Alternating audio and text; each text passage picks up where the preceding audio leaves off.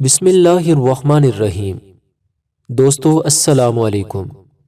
YouTube channel دلچسپ video میں ایک نئی دلچسپ ویڈیو کے ساتھ حاضر خدمت ہیں۔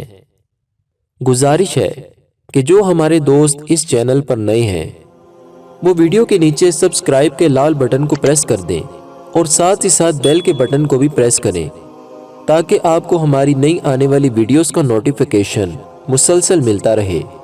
اور باقی دوستوں سے بھی گزارش ہے کہ اس ویڈیو کو لائک اور شیئر ضرور کریں تاکہ یہ اہم معلومات آپ کے دوسرے دوستوں تک بھی ضرور پہنچ جائے۔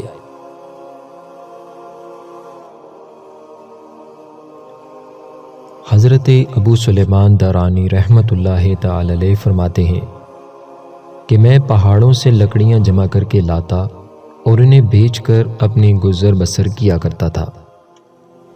میں تلاش معاش میں حلال و حرام کو ضرور پیش نظر رکھتا تھا۔ ایک مرتبہ میں نے اولیاء بصرہ کی ایک جماعت کو خواب میں دیکھا۔ ان میں حضرت حسن بصری، حضرت مالک بن دینار اور حضرت فرقت سنجی رحمہم اللہ تعالی بھی تھے۔ میں نے ان سے عرض کی، اے ائمہ مسلمین، مجھے ایسی حلال روزی بتائیے جس کا اللہ تعالیٰ کو حساب نہ دینا پڑے اور نہ ہی مخلوق کا احسان اٹھانا پڑے۔ تو انہوں نے میرا ہاتھ پکڑا اور مجھے ترتوس شہر سے مرج نامی بستی میں لے گئے۔ وہاں ایک خبازی تھی، یعنی چوڑے پتوں والی ایک بوٹی جو سارا سال پھل دیتی ہے۔ اس کی طرف اشارہ کر کے فرمایا، یہ ہے وہ حلال شے جس پر اللہ تعالیٰ تجھ سے حساب نہ لے گا اور نہ ہی تمہیں اس میں مخلوق کا احسان اٹھانا پڑے گا۔ حضرت سلیمان دارانی رحمۃ اللہ تعالی علیہ فرماتے ہیں، میں ایک طویل مدت تک کچی اور پکی خبازی کھاتا رہا، یہاں تک کہ اللہ تعالیٰ نے میرے دل کو پاک کر دیا۔ میں نے سوچا کہ اگر جنتیوں کو میرے جیسا دل عطا ہو جائے تو اللہ تعالیٰ کی قسم وہ خوش ہو جائیں گے۔ ایک دن میں شہر کے دروازے کی طرف نکلا۔ وہاں میں نے ایک نوجوان کو شہر میں داخل ہوتے ہوئے دیکھا۔ لکڑیاں بیچنے کے ایام کے کچھ سکے میرے پاس تھے۔ میں نے سوچا کہ وہ سکے اس اجنبی کو دے دیتا ہوں تاکہ یہ انہیں اپنی ضروریات میں استعمال کرے۔ جب وہ میرے قریب آیا تو میں نے اسے سکے دینے کے لیے اپنی جیب میں ہاتھ ڈالا ہی تھا کہ مجھے اس کے ہونٹ ہلتے ہوئے دکھائی دیے۔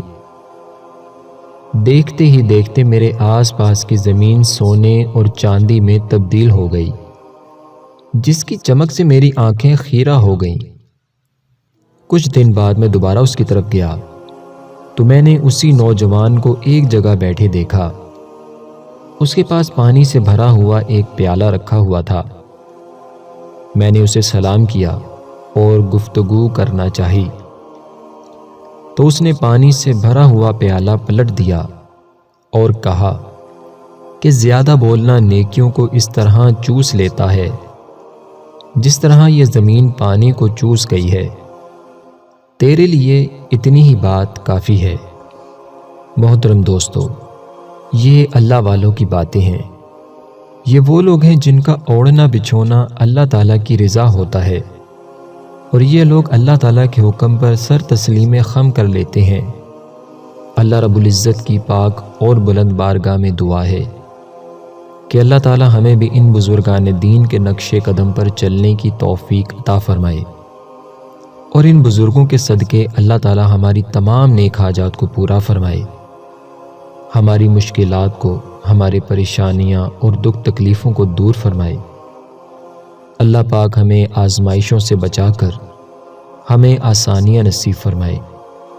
محترم دوستو، اگر آپ کو یہ ویڈیو پسند آئے تو اس ویڈیو کو اپنے دوسرے دوستوں کے ساتھ ضرور شیئر کریں، کیونکہ نیکی کی بات آگے پھیلانا صدقہ جاریہ ہے۔ اللہ رب العزت کی پاک بارگاہ میں دعا ہے اللہ پاک ہمیں عمل کی توفیق عطا فرمائے، آمین۔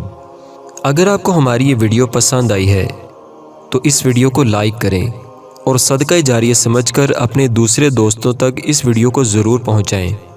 کیا معلوم کہ آپ کے ایک شیئر کرنے سے اگر کوئی مسلمان اس وظیفہ پر عمل کرتا ہے اور اس کا فائدہ ہو جاتا ہے تو آپ کی نیکیوں کا میٹر بھی جاری ہو جائے گا اور یہ آپ کے لیے بھی صدقہ جاریہ ہوگا۔